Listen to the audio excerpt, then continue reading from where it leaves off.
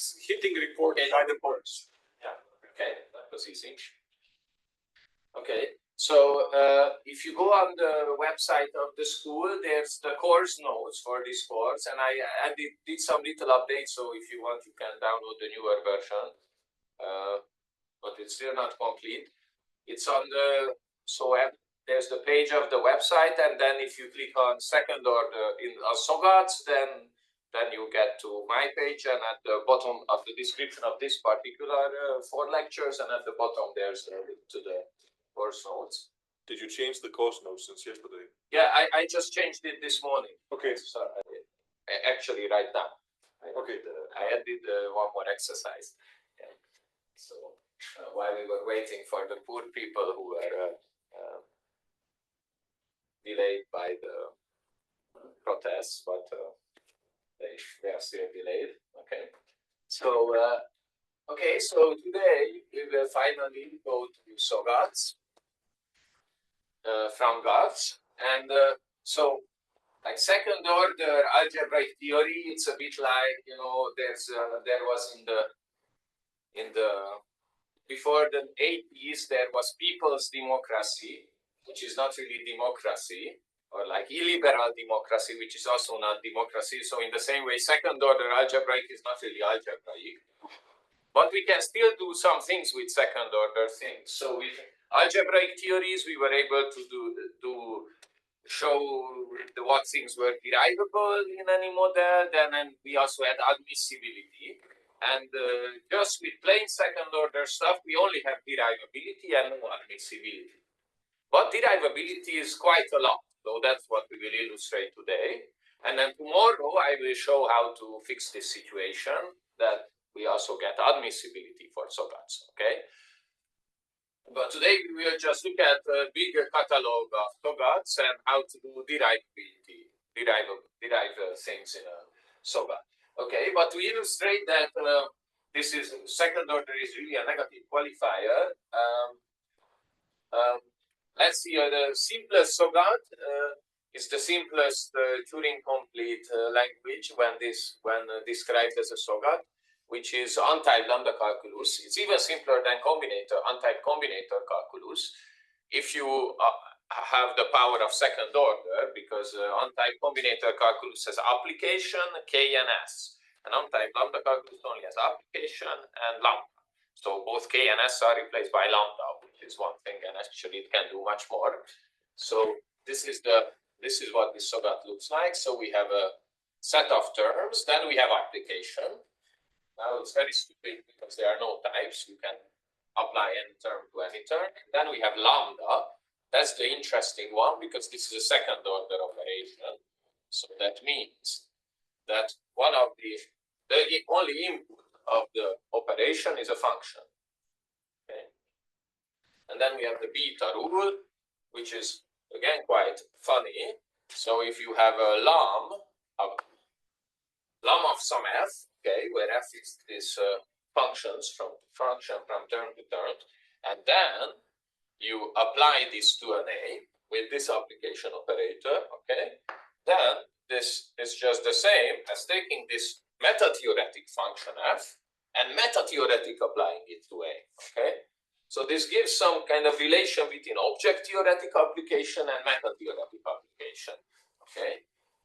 And when you do second order, you always have to, even more than before, you have to think, well, what function is this? Is this in the object theory, in the meta theory? And it's very easy to get confused about this. And forget to write a dot where there needs to be a dot, and write too many dots and these kind of things. Okay?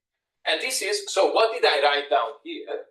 So this is what we call a second order model of untyped lambda calculus. Okay? So this is a second order model of lambda calculus. Okay?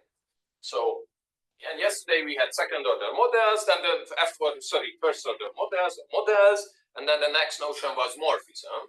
So can we define a good notion of morphism between second order models? Okay, so let's try that. So if we have a M and N, they are second order models. Okay. And what would be a second order morphism?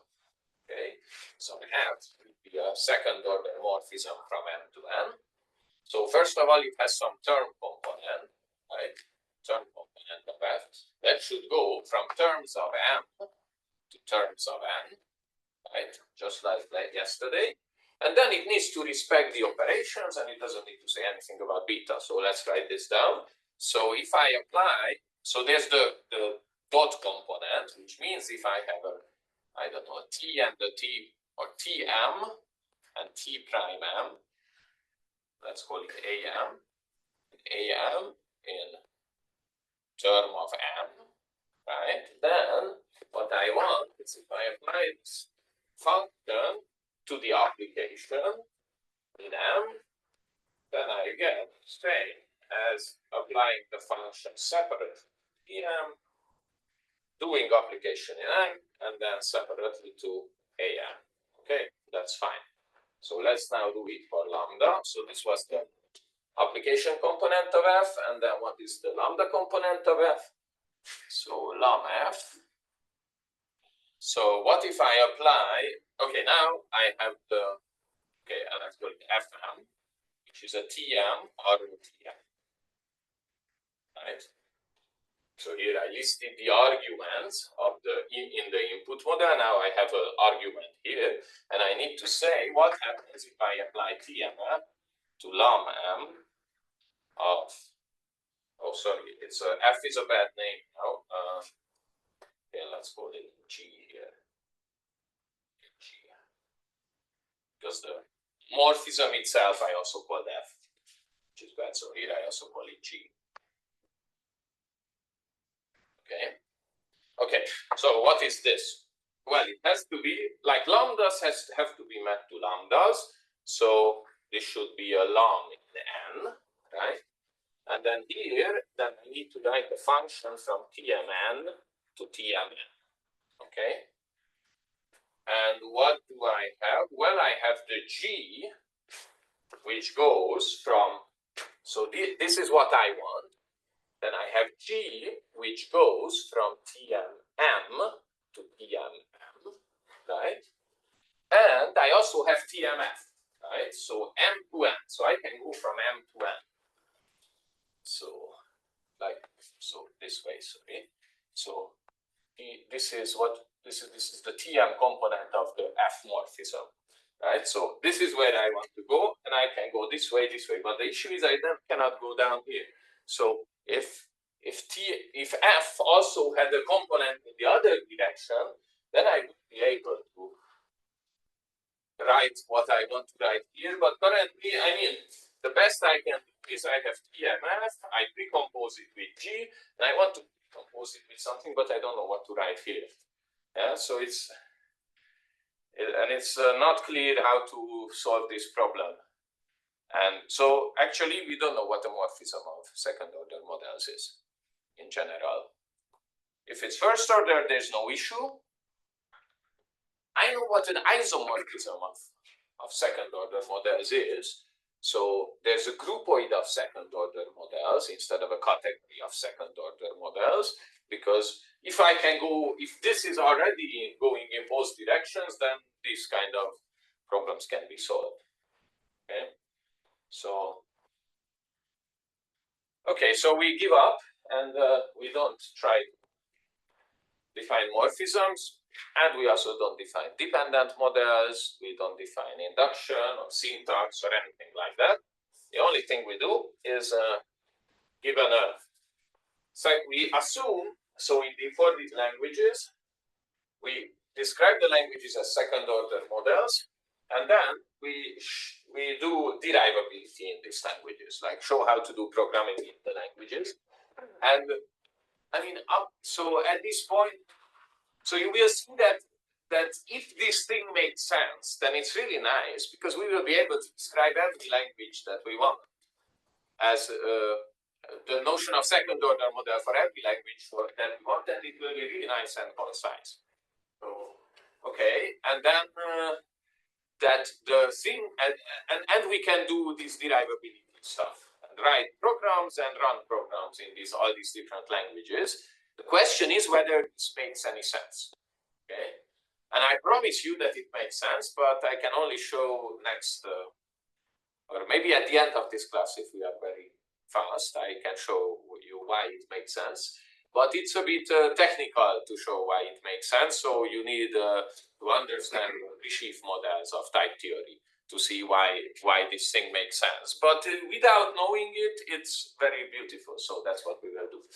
Okay. So this was the illustration why second order is saying second order is something negative. It's like children bully each other in elementary school by saying you are second order. So it's not a higher order is even worse. Okay, so yeah. So first order, that's the example. Okay, so the first example language is simply type lambda calculus. Okay, so yesterday there was simply type combinatory. Now we have simply type lambda calculus. So we have it starts the same. We have a set of types and terms are indexed over types. So this is already so the anti-lambda calculus was a SOGAT where there was no G. This is G because there are these two sorts indexed over and later second one indexed over the first one. Okay, then we have function space. Time to time and application. Dual application. TMA, TMB, and lambda. Okay, which looks the same as for the untyped lambda calculus, but now we have types. So we see that the function, this meta function, which is the input of lambda, has to go from terms in A to terms in B. So the types are, we make sure that they are correct. Okay, then we have the beta rule, which now looks exactly the same. So lam of f applied A is the same as f meta application to A. And let's add also eta. So that says that if we have some t, and I call it t because this is a term, this time, every t is equal to log of lambda x, t applied to x. Okay, so now this looks quite funny. So here, the log, this lambda expression is an argument to this lambda. So now we have two different lambdas, right? When I say lambda, it's object theoretic lambda. When I say lambda, I mean this symbol, okay? Backslash lambda, or in Agda, okay? And then and then you know the meta theoretic lambda usually has a scope very long, so this is its scope. So t applied to x. If I add in all the brackets, then it looks like this. But our convention is that we don't have to write any brackets. And actually, Agda allows this. I'm not sure. In Coq, you have to write fun instead of this, and some double arrow instead of the dot. And unfortunately, even in Agda, you have to write arrow instead of dot, which I don't know why is a good thing, but yeah. Okay. So, yeah. So this is a second order model of simply typed lambda calculus. So note that there are lots of implicit things here as well. So just as for combinator calculus, application has A and B as implicit parameters. Lambda also has A and B as implicit parameters. And then eta has 4 implicit parameters and eta has 3 implicit parameters, right? Okay. Then we can make this, so these 4 lines actually can be written in much more concisely, because if you look at, like meta theoretic arrow is also right bracketed. So if you look at this operation and this, they are actually just going into the opposite direction, right? And if you rearrange lam a bit, then you see that actually, so let me just write it more concisely. So lam, okay, I write it again. So lam goes from TMA TMB and goes into TMAROB. So it goes this way. Then application, now I write it, it goes this way, okay? And what eta, look at eta, so eta is very clear that if I have a T here, then I do an application to T, right? So that becomes this. And then I do a long, then I end up with the same thing. So if I do a round trip here, then it's the identity, and that's the eta law. And what does actually long the beta say? So if I have an f and I do the lam on it first to move it here, and then I do an application of it, it's the same as f itself. So we can, if you, maybe you have to rearrange the beta a bit to see this directly. So if I have lambda a dot this is the same as f, okay? I also use the meta theoretic eta to show that here lambda a dot fa meta application is the same as f, okay? But so beta just says that this structure is the identity, okay? So then I have, when I have beta and eta, it's, I can just erase all these four lines, okay, and replace, or maybe I don't erase them, I just cross them out and say that actually this should be written as, I write it here to save space, TMA to TMB is isomorphic to TMA RB, and we give names to the maps in the two directions so that we can use them, okay? So, and then this way, like, simplified lambda calculus is very, very simple, okay? And all the, yeah. Okay, and then the one thing is that this is a completely precise definition of simplified lambda calculus. We need some more infrastructure that we'll develop next tomorrow to really make sense of this, but we can already use it even without developing the infrastructure. So, for example, we could define the, let's do some deriving. We derive the polymorphic identity function, which is not really polymorphic because we don't have polymorphism in this language, but we can just do meta polymorphism, okay? So we can define some ID function, which is a meta-theoretic function, which takes a type, okay, and returns a TM AROA. Okay.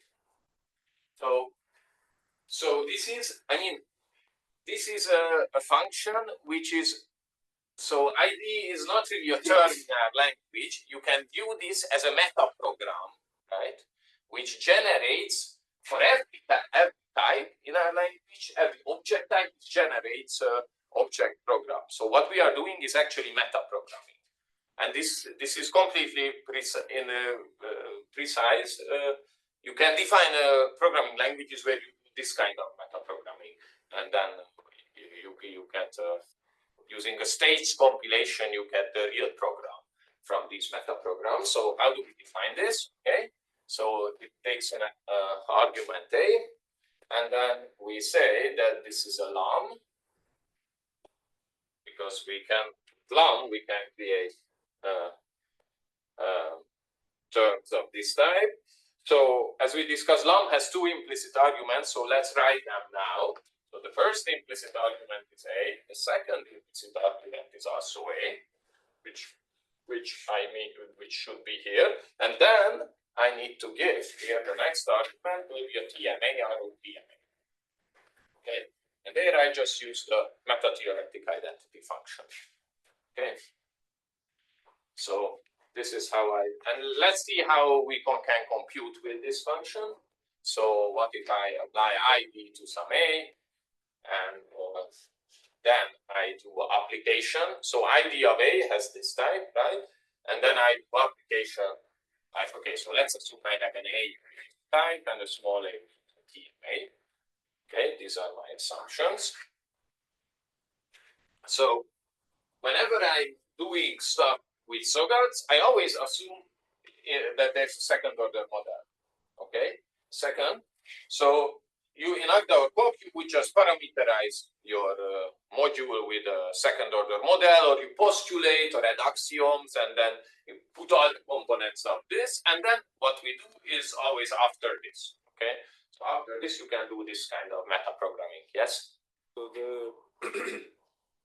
the implicit arguments to LAM, Yeah. they are of type term of type A and term of type B, but A is a type. Is so. No, the implicit arguments of LAM are of type tie. It has two implicit arguments and both have that type tie. So the full type of LAM, let me write it down. Full type of LAM here, you see it, I'm using the short notation, is that I have, if I have A and B are types, I write it in curly brackets because, yeah, then I have a TM A B. Ah, right, okay. Then I get a TM of A. So here there are no implicit, this is fully explicit. Right, yes, okay. Yeah. Okay. So let's see how we run programs. So this is the program that I want to run. And what I do is I look at the equalities just like yesterday. So let's see. Now it's a bit harder to read the equality if I write it this way. But I have to remember that this round trip says that if LAM is applied on some application, then those cancel each other. Or I can come back here and see what I crossed out. Okay. But actually there's no LAM here. So first I need to unfold the definition of ID, which is written up here. So now I say LAM and lambda x dot x applied to A. Okay. Now I didn't copy the implicit arguments because that's also not visible here. Okay. And now I'm in this situation that LAM of f is applied with object application to some A. So that's the same as f. Okay. Applied to the same thing. So this is just lambda x dot x applied to the A. Okay. And now I don't, so now, okay, this was called beta. So here I use the beta law. This was just definitional equality of our meta theory. So in Coq and Agda, you don't have to prove anything here, right? In Coq and Agda, everything is automatically unfolded. Okay. And then the next step is also you don't have to do anything because this is just A, right? Everyone knows that this is A. I mean, you can get into the internals of Coq and Agda that actually this is a beta reduction inside Coq's beta reduction machinery, but we don't think about this. This is just meta theory. Everyone knows how to apply functions, right? So we rely on that. So you see this. So there is some kind of cheating here going on, right? Because we relied on the beta of the meta theory to get the beta actually working in the object theory. But this is a kind of cheating which cannot be avoided. So whenever we talk to each other, we assume that there is a meta theory. Maybe we could work in very weak meta theory without higher order functions. Actually, our meta theory is relatively weak because we only need second order functions in the meta theory. Okay. So when we quantify over all SOGATs, then we might need third order function because the SOGAT includes second order, but we won't do that at this point. Okay. So this is just. And you can do all, so everything that you can do in simplified lambda calculus, now you can do in this plan. Okay. So also so there are lots of different names to this approach. Okay. It is nothing new. So this is a logical framework approach which this workshop is named after logical framework. So this is a very old tradition to this kind of stuff. Then it's also called HOAS, higher order abstract syntax, which is actually most of the time, I guess, it's second order abstract syntax. It doesn't need to be higher order. So we make sure that everything is second order. Otherwise, we couldn't do tomorrow's lecture. It's okay. Then there are more interesting things. This is also what is called two-level type theory. Okay, so. What we are doing is working inside the two-level type theory, where for those who know what this is, the inner theory is our object theory, okay, and our outer theory is extensional type theory or our meta theory, okay, and this is how the inner theory is visible in our outer theory. Okay, and then even more recent thing is this is just called staged programming. Staged programming. If you look at the course notes, I hope there are references where you can look up the connections to these things, where we have the staged programming. You, instead of doing programming, you do meta programming. So most programs that people write are actually more elegantly expressible as meta programs on some very simple object programming language. So our object theory is simply type lambda calculus, and we can do lots of programming with simply type lambda calculus using our very powerful meta theory. Our meta theory has dependent types, and maybe it has inductive types, and lots of universes and lots of features, but we only use all of these features to produce meta programs which produce object programs. Like this ID is a meta program. It's not an object program because it has a meta arrow in it. Like object programs are which are directly terms, like closed terms without mentioning any meta stuff. And you can have a staged compilation procedure when you start with this kind of meta program and you end up with an object program which is closed and only includes this object theoretic stuff. So this is like so András Kovács, he has a paper on how to do this and how to re-implement lots of nice features of Haskell, this style. So you can actually do monad transformers in this style, such that all the monad transformer stuff lives in your powerful dependently type meta theory, and your object theory doesn't even have higher order functions. So, and the benefit in this sense is the benefit for this is that you get guaranteed optimization. So by the construction, you are guaranteed that all the higher order functions will disappear from your object code, because there are no higher order functions in your object theory in the first place. Because most of the time you don't need higher order functions where you do programming with monad transformers. So, and he has lots of convincing reasons. So this, I expect that this will be the new style of functional programming in 20 years or something, when actually programming is more meta programming, and you can do really efficient guaranteed optimizations. So like Andrei said, you write this OCaml code and then you hope that it will be optimized away. So here you don't have to hope. You have guaranteed that some things will be optimized because you can keep your object language ridiculously simple. So it's like maybe okay, but this is a different topic. Go to Andrei if you want to. But I suppose that, for instance, the Haskell compiler has to remove higher order functions at some point, since it's compiling to C or assembly or some language that does not have higher order functions. And this defunctionalization procedure is just not a part of the formal language Haskell, whereas in this meta theory, it has become part of the formal language. Yeah. So you're you're enabling the programmer to reason about what happens at the defunctionalization stage with this theory. Yeah, maybe you can do it that way. But so here the idea that, okay, this object language has actually higher order functions, but it's easy to define an object language which doesn't have. So you just need to, let's do that for fun. Yeah. Okay. So like what would be an object language which doesn't have higher order functions? Well, you have some type of base types and a type of types. Okay. So you have two separate sort of types. Okay. And then you say maybe natural numbers are a base type. And then you have functions, but functions are only first order functions. So that means that the input has to be a base type. It cannot be a higher order stuff. And then the output is a type, and then you get a full type. Okay. And just by this restriction, then you have lambda, which takes a term of a base type. Sorry. Okay, let's say now I write explicitly the type. So A has to be a base type, and B is a type, and then it goes from TMA to TM. TM AROB. Okay. So if this is your, and so on. So if this is your object language, then you are guarantee the non-existence of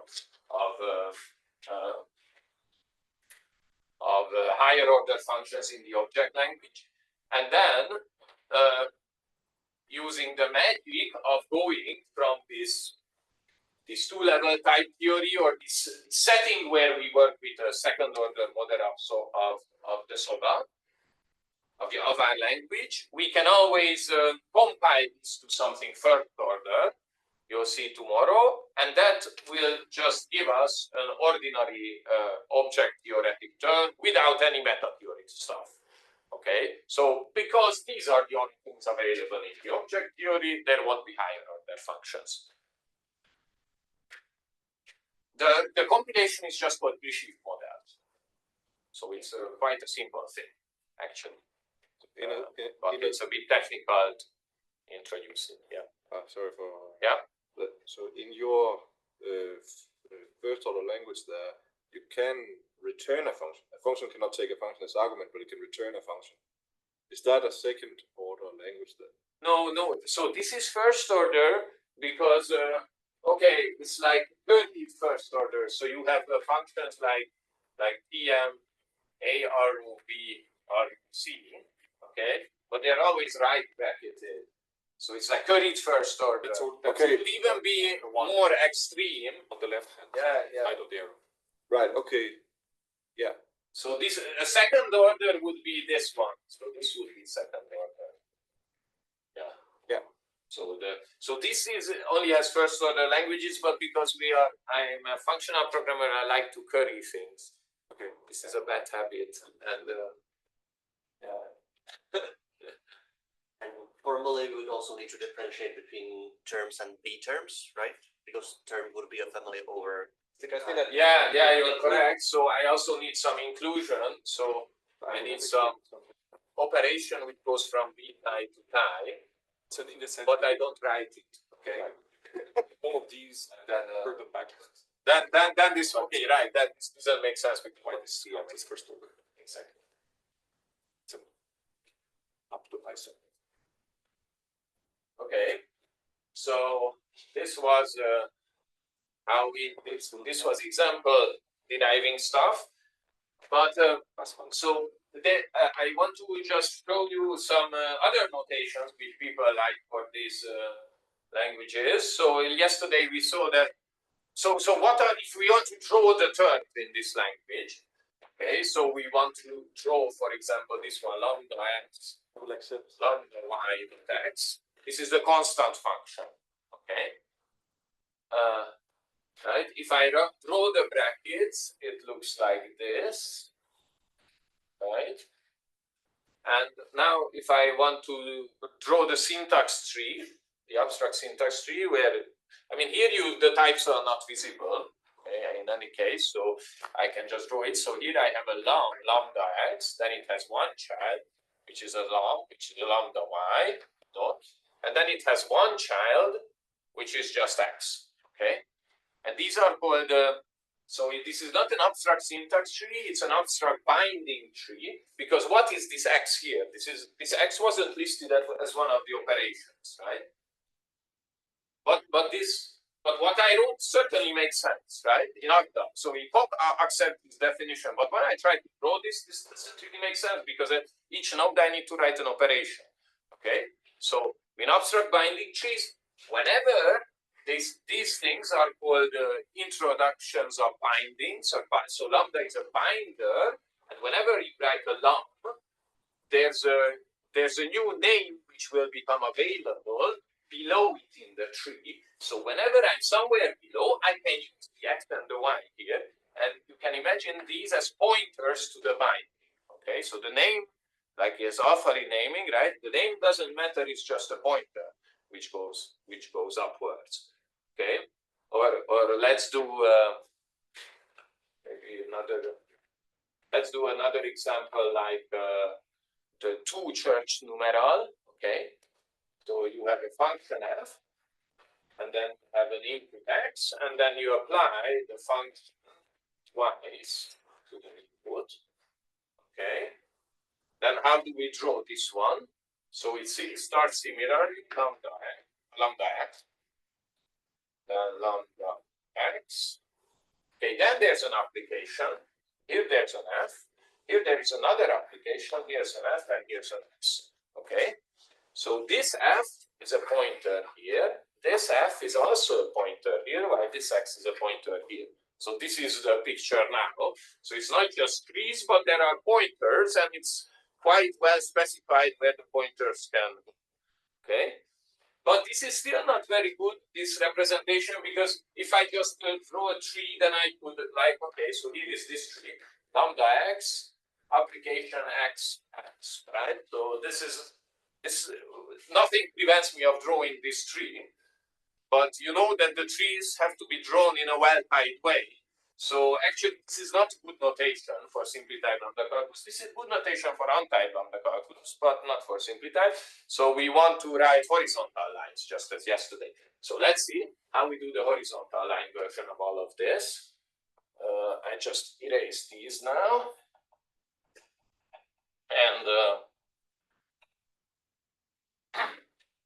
And so the horizontal line stuff is again just notation for exactly the same thing as this. So some people, it's just a style.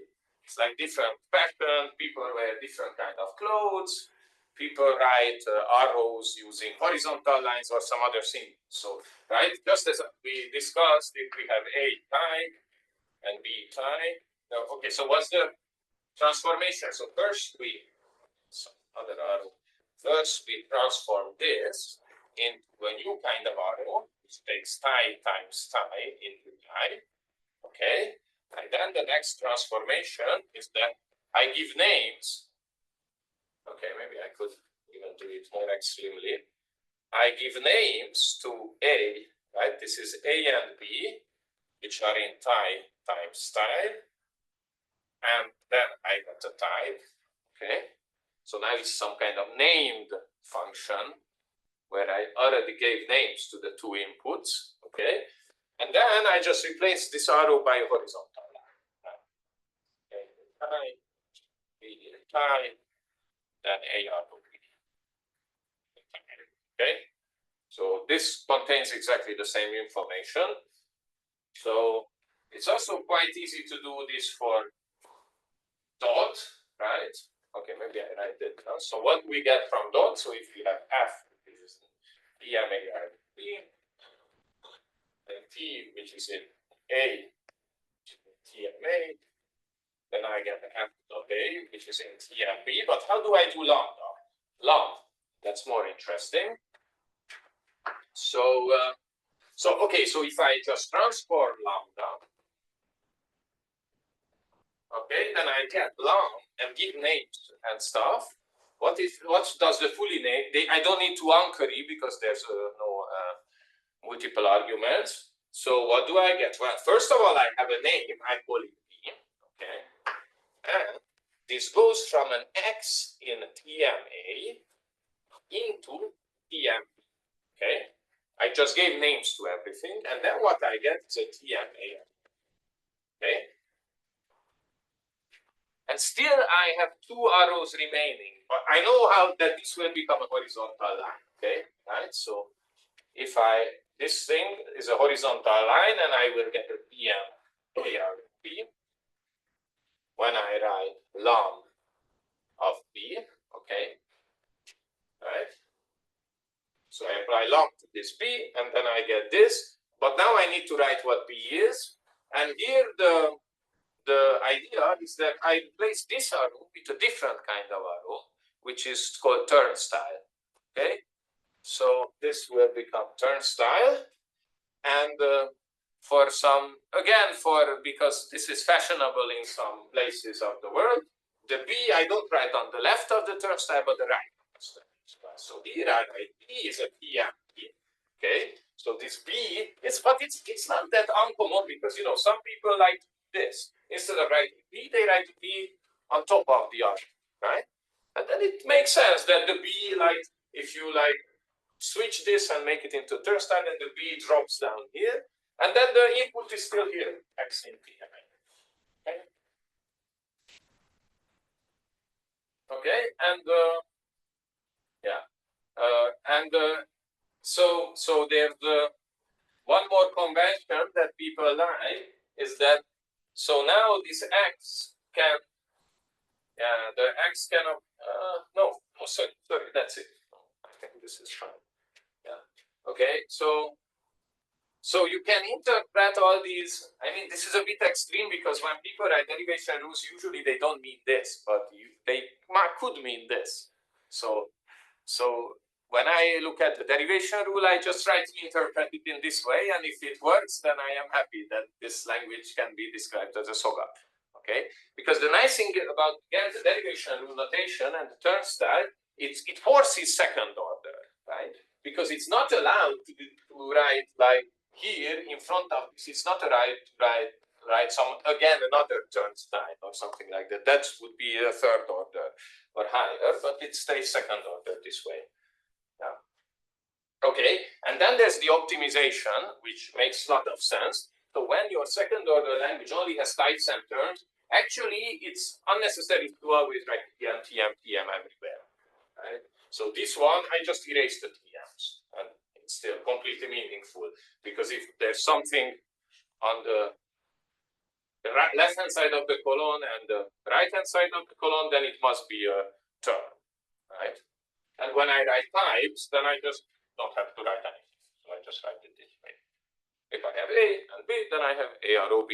And because there are no types, I don't say what type A is, then I know that it is a type, right? And this is a term. So, okay, and what does this look like? I can just erase all of this. Yeah. And then if X, yeah, then it's like very similar to what you usually have. Okay, so, and when you write derivation tree, so it's really useful to, this is a very good notation. It's very useful to write derivation trees this way because it's like easier to make sure that what you write this way in code makes sense. So when I show this to the students, you know, they just type things in Coq and then they have no idea why something is not type checking. The only way to explain them is either to explain how type inference works or to just show this technique of drawing the derivation tree. And that corresponds exactly to how the types are built up here. So it's important that there's no extra stuff in here, extra information. Okay, so let's just draw the derivation tree as an example for the church numeral 2. Okay, so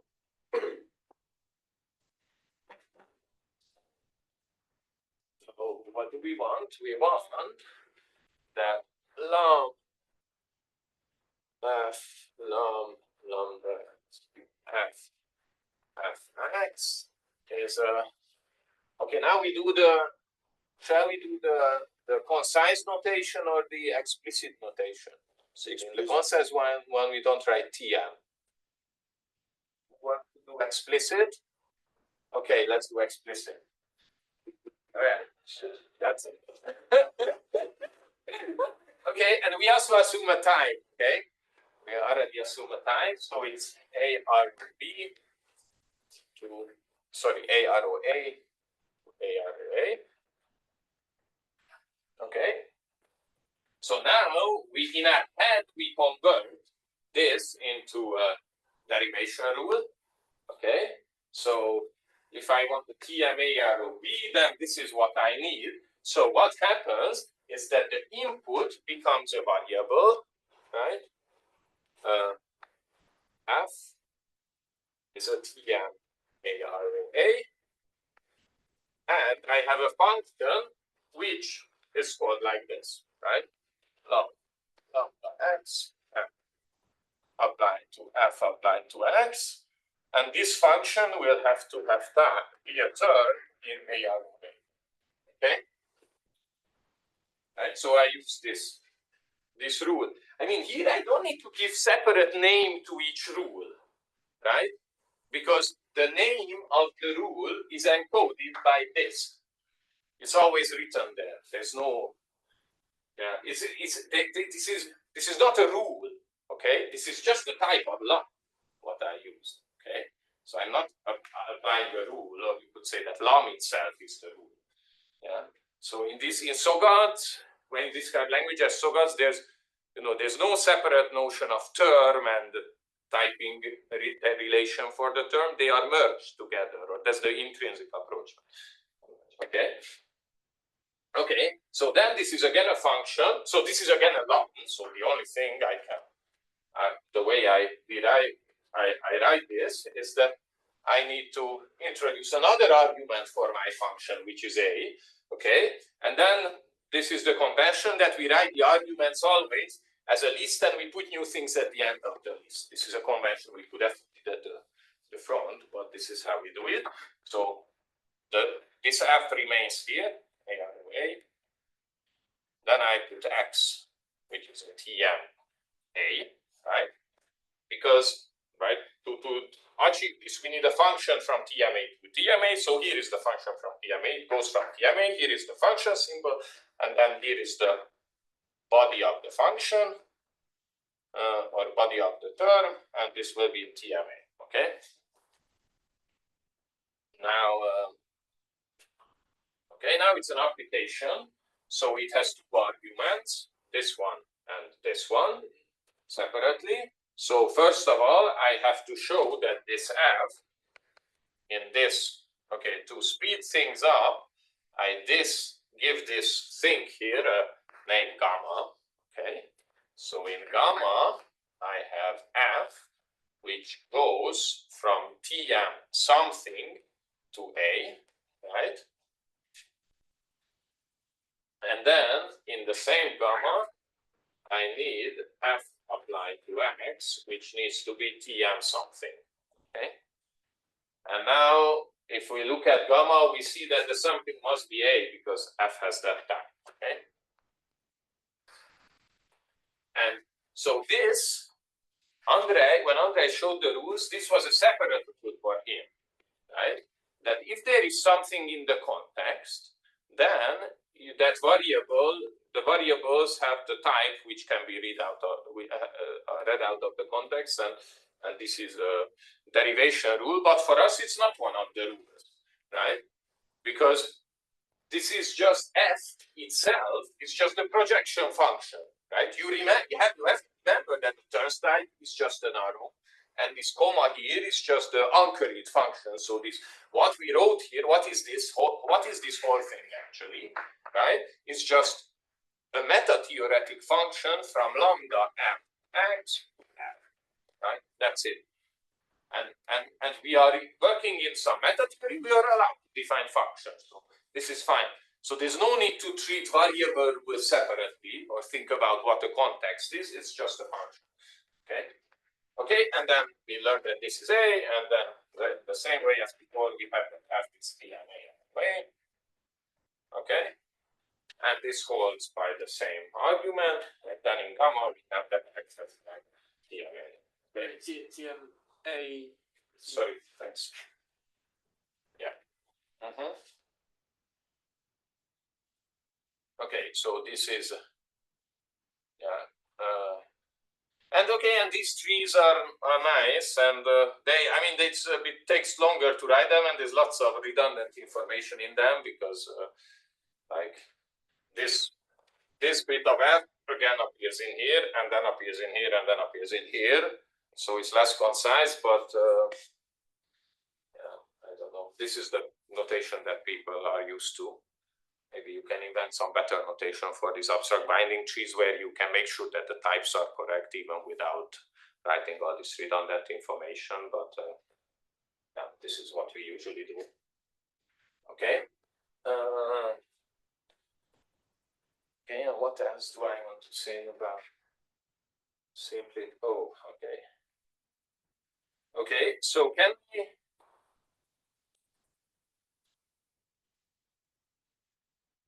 Okay, so can we prove consistency of the language?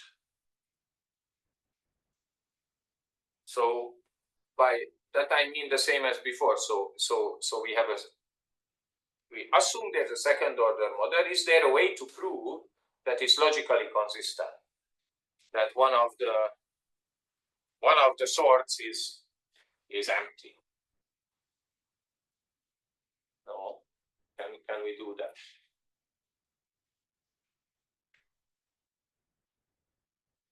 Okay, I just erase this in the meantime. Okay. I'll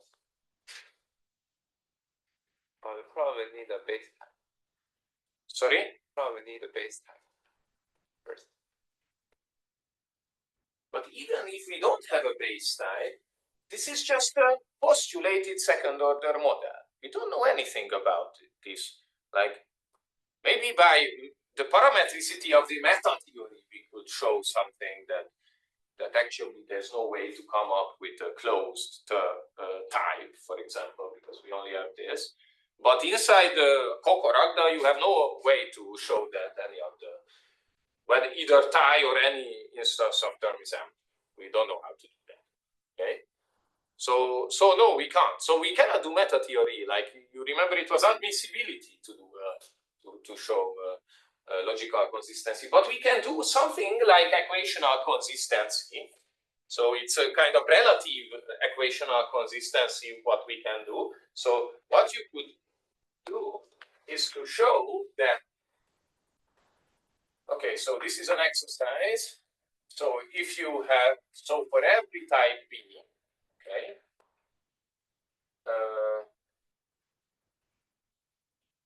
you can show that there is a type A and two terms of this type. And if A is equal to A prime, then for every B and B prime, B is equal to B prime.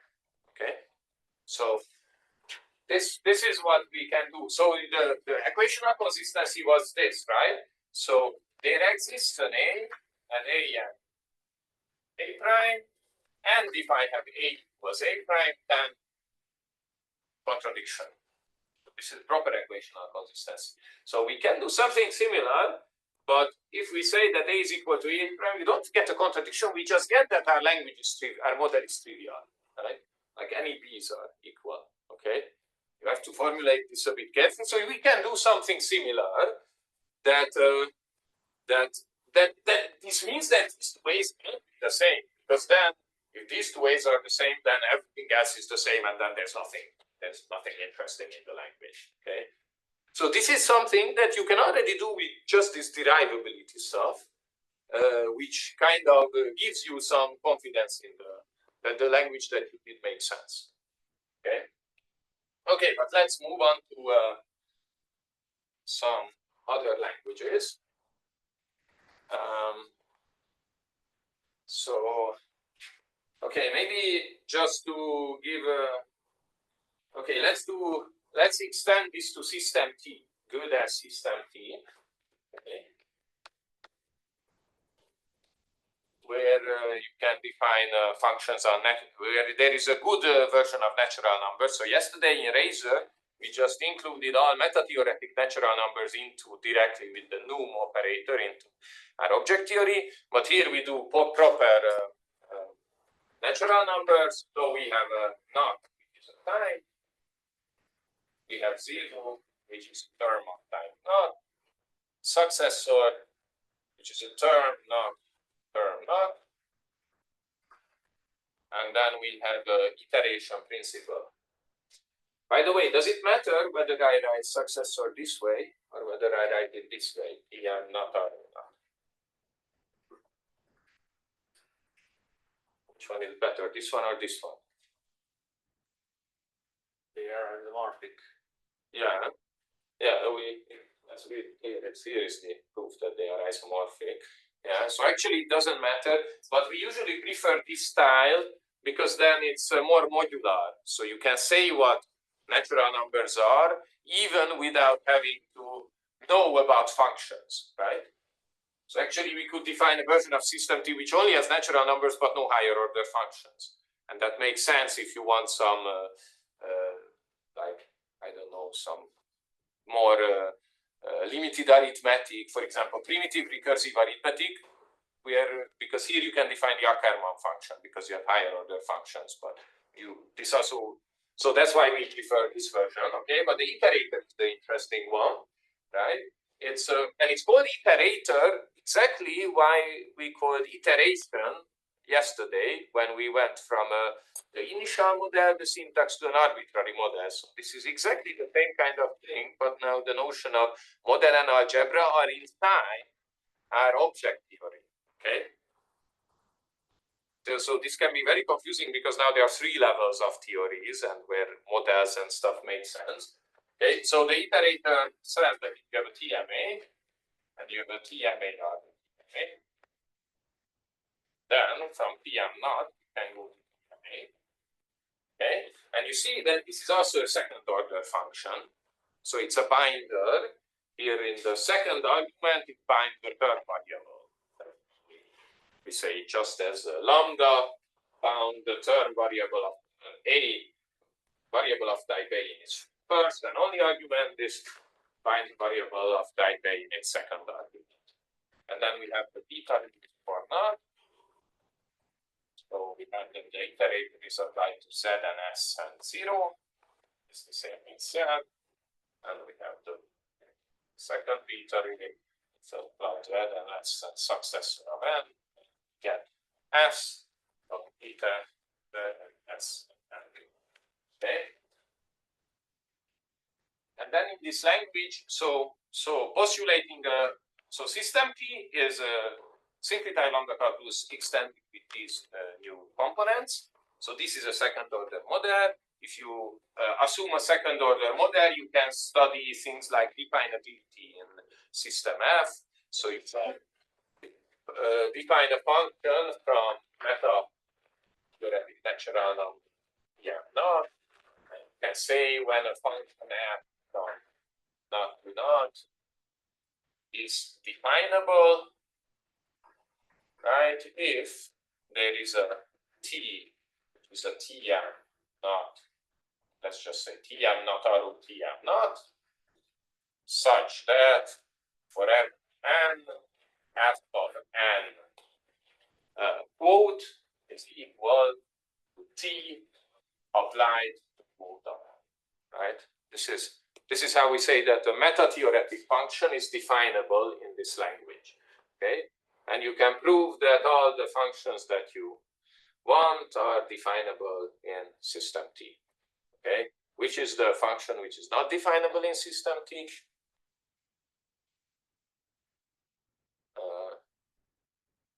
In this sense. So now you see, so we don't talk about the syntax of system T or anything. We just assume a second order model of system T. And we can say what it means that a meta-theoretic function is definable. And okay, and which function is not definable? You know the answer, no? Higher order function. No, higher. Okay, yeah. So this is not higher order. Yeah, I mean here it's just some not to not. But the system T is a total language, so there will be some functions which won't be definable. So the interpreter of system T is not definable in system T, and this setting is enough to show this. Okay. Okay, but yeah. So okay. So that was system T. You get in the course notes, you can look for exercises, and I will. So I'm also teaching a course at my university in Budapest, which is similar to this, but much slower. And I don't say SOGAT, because I don't want to scare the poor students. I just say, oh, this is the language. And you have these functions and stuff, and. And they will probably use the same course notes, so I will extend this course notes with lots and lots of exercises in the next months. So you can, if you want to see, you can. Okay. So because there what we do is we only do SOGATs, we don't do first order stuff. So we just look at lots of different languages and how to program in them. And here is the type system. It's a SOGAT, and how you do. And then you can get intuition by just trying to write programs and see that things are well typed and how to run programs and stuff like that. Okay, our next example is first order logic. Okay, that's a SOGAT.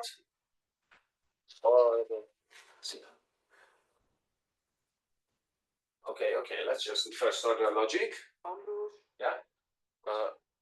I'm a tiny bit confused about the notation. At the bottom of the equality sign, in the definability definition, you have a T dot N. Yes. Oh yeah, sorry, the dot Yeah, is that's wrong. There's no dot. theoretic Yeah. application, right? Okay. Yeah. The dot was needed if this was a function like this, a term like this. Yeah. I mean, actually, I think it's nicer if you use arrow here because then it's clearer that this is a object theoretic function and not a meta function. But because we know that they are the same, then there's no issue. Okay. Also, someone should ask, like how can even this isomorphism be true or make sense? Because we know that terms are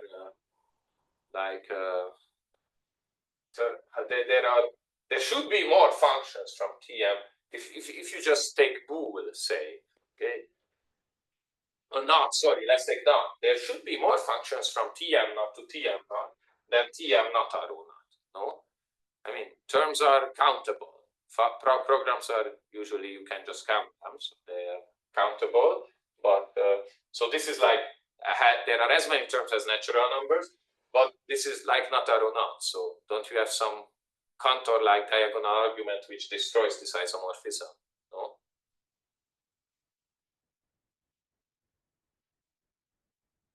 So what's why this is wrong? What I'm showing, this must be wrong, no?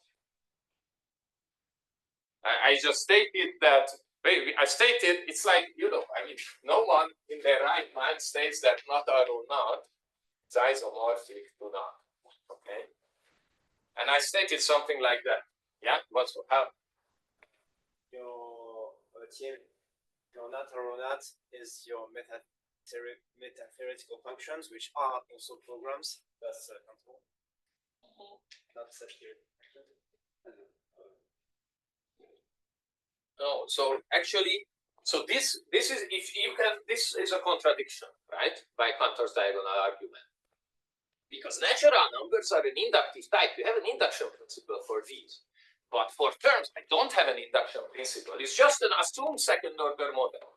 I don't know that terms are really like built out of these. So actually, I cannot prove that this is isomorphic to natural numbers. So they're same number of terms as natural numbers. I don't have that. Okay. So it's a really weak setting. The only thing that I know about these terms is that there's this second order model. Okay. So that's the solution. Our theory is weak. We can only do derivability, no admissibility. That's basically the solution to this issue. No solution. Sorry? No, I was saying that the answer is that there is no solution. Yeah. There's no issue. Yeah, there's no issue. Yeah. Okay. Okay, so let's do that first order logic. And then we go back to programming. Just do first order logic. Very minimal first order logic where there's only for all and implication. Okay. So what kind of language is that? So first of all, we have terms. Just as before, they are not typed. It's unisorted first order logic. Then we have formulas, okay, which are also a set. And then we have proofs, which prove formulas. Okay. And because it's logic, I don't care about what the proofs are. So I have one equality. First order logic has only one equality, which is proof irrelevance, which is, I said, I have P of A and A prime, which both prove A, then A is equal to A prime. Okay. And then if I want to be even more concise, then I say that this is not a set, this is just prop. And by saying prop, I just mean that proofs go into a set and there is this line, but then I don't have to write it. Okay. This is prop is just concise notation for saying that this is a type where every two elements are equal. Okay. Okay, then what are the formulas? So I have implication, okay, which takes two formulas and returns formula. And then I have the introduction and elimination rule for implication, which I again write concisely, which will be somewhat familiar. So if I have PFAR or PFP, it's the same as a proof of A implies B. Okay? And I don't have to write isomorphism like here. I just write arrows in both directions because proofs are proposition in a proposition, so there are no equations. It's not interesting that you have beta and eta. I mean, some people like more proof theory and look at the structure of proofs, and then maybe you want beta and eta, and then you see that, oh, this is exactly the same as simply type lambda calculus. But okay, so if you forget about terms, now you get simply type lambda calculus without equations, right? But where the terms are uninteresting. But the confusing thing is that the proof theories, that what we call terms here are called proofs there. What we call types here are called formulas here. And what we call terms there, they are not there, right? So it's but you have to get used to how logicians phrase things if you meet them. Okay, and then we have for all. Okay, and this is already second order, right? As we discussed. Okay. But now for all makes it even more interesting because this is just the intuitionistic proposition, minimal intuitionistic propositional logic without terms and for all. But now we make it first order, and by first order, you look at the type of for all. So if you have a term into a formula function, then you get a formula. Okay. So this is another second order function. But here there were proofs on the left-hand side, and here there are terms on the left-hand side. Okay, so in this language we have both proof variables and the term variables. This is a language where there are two different kind of variables, two different kind of things on the left-hand side of these second-order functions. Okay, and then we also have introduction and elimination rule for all, which says that if for every term you can prove that A of T holds, that's exactly the same as proving for all A. Okay. Okay, and I don't know, to be able to write an example, maybe I should also write equality, which is just term to formula. Okay, and then for equality, you also have some proof rules, like how to equality and how to use introduction and elimination rule for equality, but we don't bother with those now. And for example, if you want to say that maybe you want to say that equality is symmetric. Okay, this is something that we can already prove in this language if we add the rules for equality. That this is the formula. So I want to write a formula which expresses symmetry of equality. I say for all. Then I need to write a function. Okay, so I start with lambda and x is a term. Okay, then I say for all lambda, y is another term. Okay, and then I need to write a formula, right? Okay, and the formula will say equality xy implies equality yx. Okay, and then this whole thing is a formula. Okay, so this is how you write first order formulas. And in this language, okay. Okay, so first order logic was interesting because of this probe, and it has two different kind of variables or two different kind of already three sorts. We haven't seen three sorts before. Okay, so then let's do system F. How do you describe system F? System F is a very beautiful programming language.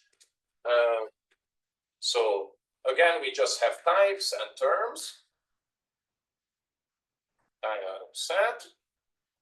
We have function space, type to type to type, and the same isomorphism as here. So okay, maybe I don't even write it. See, in system F is just extension of simple type plus we have a for all. So it's good to look at first order logic because now this is a different kind of for all. Okay, so this for all goes from type to type.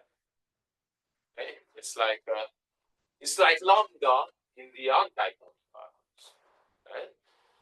So for all is a binder for types, and then you have that if you have a function from A type to Tm of BA, this is exactly the same as a Tm of for all B. This definition is uppercase lambda, and this is a bigger dot. Okay, bigger dot than the application, than the one in simply type lambda calculus. Okay, and that's it. And I mean, SystemF is the most beautiful programming language. It's total. You have all inductive and co-inductive types by church encoding, and you should be able to write everything in SystemF. It's just that no one has ever tried. Right? We don't know whether you can write operating system or what Quake 3 in SystemF, because no one programs in SystemF. Everyone programs in SystemF plus fixed-point combinator or something like that. Okay, then let's do SystemF omega. It's a little bit annoying to write Sorry. It's a little bit annoying to write an operating system that has to terminate. Also one that doesn't interact with anything. Yes. you use co-inductive types. Yeah. Yeah. Okay. I mean, you know, these were the same kind of things that people said in the 90s when the Haskell committee, they decided not to have side effects, you know, and no evidence. Like, how do you write anything useful? And now lots of people are using Haskell. So I think it's really just no one tried. So Martin Davis has a paper, I think also, but definitely a conference talk in which he was pushing a little bit back against some adjacent, crank adjacent computability theory nonsense. Mm-hmm. And the important point he made was that the oracle computations in the classical sense, where you have an oracle on a tape, that's really also a suitable notion of I/O. It's an abstract notion of I/O in a way, because the oracle is your input, and then you can have an output, which would be a tape. I mean, you just need one oracle to pretend that the oracle is the universe, so to speak, that it's your outer world. So I think you just need to take system T and have one primitive symbol type nat arrow nat that says outer world somehow. And then you can write your operating system. And then you encodes all the. Okay, but we don't have much time. Let me just show you SystemF. Yeah, let's not do that. Well. Or let's see. Okay. Instead of so SystemF omega is nice because you also have it's very interesting. You also have kinds, you know. So we have not only types, so we have kinds, which is a set. I write it as a square, okay. Then we have types, which are indexed by kinds. And then we have, we can write function of types, where the input is a type, output is a type, and then they have a higher kind. So we have a triple arrow, which goes between kinds, right? Okay, so now I need to check whether I'm writing rubbish. Yeah, I'm not. Okay, and then we have that we have a tie L or tie K. It's isomorphic to a tie from L triple R K. Okay. So this is a function on types, which is kind indexed. So this has to be a very uppercase lambda, okay, and a very, very odd application operator. Okay, but now comes the interesting part, because I haven't said what the terms are yet, okay. So I need a base kind which will be the kind of types which are ordinary types. Which are not type operators, but types. So I call it star. So star is a type. Okay. And then what are now I can say what terms are. Okay. Yeah, square instead of kind. Sorry, kind is square. Yeah, sorry, kind is called square. Okay. So now I can say what terms are because the terms are not indexed by arbitrary kinded types, but only star kinded types. And so this is something that for which you need really generalized algebraic theories and even the really generalized algebraic theories, because you have a sort, another sort, then an operation, and then a sort which depends on the operation. We can't even see what terms are without saying that there's this star operation. Okay. And then you can say lambda and application and stuff like that. And if you look at the course notes, you can check the lambda cube, and you can write generically you can reproduce the lambda cube. So the nice thing is that the lambda. So this was also something that I don't know. So it was believed that these kind of things like lambda cube, you need to be extrinsic to do this, but the lambda cube and all the languages there can be reproduced in the same style. So this gives us, I mean, if you want to be a bit aggressive, you can say that, okay, now I know that the lambda cube makes sense because it can be really given in a typed way, and it's not just some playing with symbols. Okay. Okay, but but then I wanted to show you Martin-Love type theory as a SOGAT. So Martin-Love type theory is much simpler than system F because there's only one kind of variable in it. There are only term variables, so it doesn't happen in Martin-Love type theory that there's a function where there's a tie on the left-hand side of an arrow. It's always a term on the left-hand side of an arrow. Okay, and then pi types are the main interesting types. So if you have a type A, and then you have a PMA to type, then you get the type. Okay, so this is like arrow, but in the arrow there was this stuff not there. Okay, so in Martin-Love type theory, you have the second, the codomain can depend on a term of the type domain. So this is a dependent type. Okay, and then we have Laman application exactly the same way. So now this function is a dependent function. So if you have a term A, a function, it's isomorphic to a term of pi A. Okay, this is lambda. This is application. Okay. And then sigma types also have the same signature as pi types.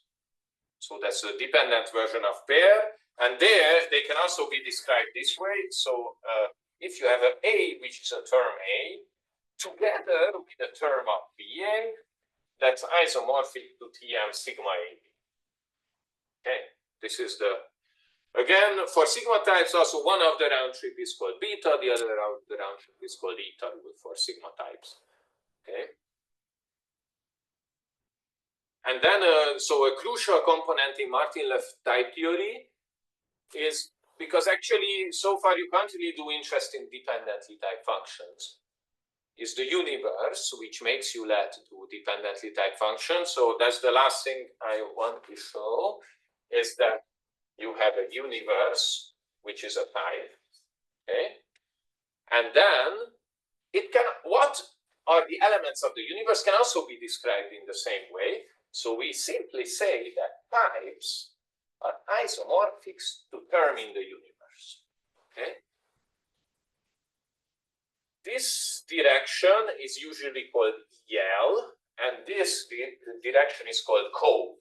So this is called, when you have a type, you can decode it, you can obtain its code in the universe. So every type has a code.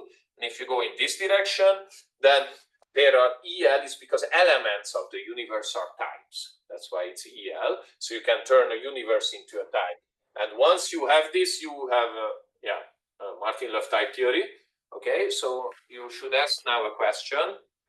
Don't you get type and type? Yeah, this is inconsistent. This is type and type. Yeah. So if you want to make this, so this is like Andre's theory. This is Andre's theory. Okay. This is inconsistent. So you can make it consistent by putting universe indices everywhere. Okay. So we say, oh, actually types are not just a set, but they are types at natural number level. Okay. Then there are terms for any level I. Okay. If this is level I, this should also be level I. Okay, for simplicity. Just you only have functions between the same levels. And then here comes the interesting thing. So what is the universe? Given a level, the universe gives you a type at one higher level. Okay. And then types at I are the same as terms of universe of type I. And what we fixed, it's consistent now. Okay. But then we need to like move between the different universes. So the nice way to fix this is that saying that you can always go up and down. So what do I need to say? If there is some kind of, there's some kind of lifting operation, we can always go upward. So if you have a type in I, you get a term, a type in 1 plus I, maybe. Okay, so this like moves this is a cumulativity, explicit cumulativity, and then you have to say that the terms of type A are the same as terms of type lift of A. Okay, this is also an isomorphism, and this roughly corresponds what you can do in Agda. There's also explicit lifting. Okay, actually for universes, you hear lots of different names. So this is what is called the cocon universe. I think now this is the standard terminology for this. This is a cocon. Then there is Russell universe. So Russell universe is where this is not an isomorphism, but a sort equality. Okay. So the sort of types is exactly the same as terms of type U. So for example, this thing this is a second order model, right? You can define a complete second order model in Kokoragda of this theory, which satisfies this equality, the Russell equality, up to equality, because in Agda our types and terms are not just merged together, just like in Andre's implementation. Yes, question? Is a cocon universe the same thing as a Tarski universe? No. So in a Tarski universe, so cocon is, so this is isomorphism, this is equality, okay? And Tarski is just mapping from right to left, and there's no code.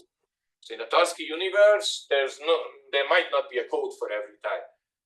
But then it's a bit different. So this is really concise and nice, while if you have Tarski universe, you have codes for types, and then you have the types themselves, and then you have to say how the EL of a code for EL of some code for pi corresponds to the real pi, and then there's strong Tarski and weak Tarski and whatever. But in practice, the cocon is the nicest to work with, and it's quite general. You don't need the sort equality because sort equalities are difficult to justify. Okay, so now I asked the question 2 days ago. Like when you define a morphism of a model, we don't have to take care about equalities, right? Okay, but this is not always the case. So here is the example when it is not the case. So if you have a sort equality, then in the notion of morphism, the sort equality also appears. Okay, so yeah, okay, maybe. Okay, so the time is up, so we can discuss with the interested people later how this appears, okay? But you can check it also for yourself. Okay, that's it.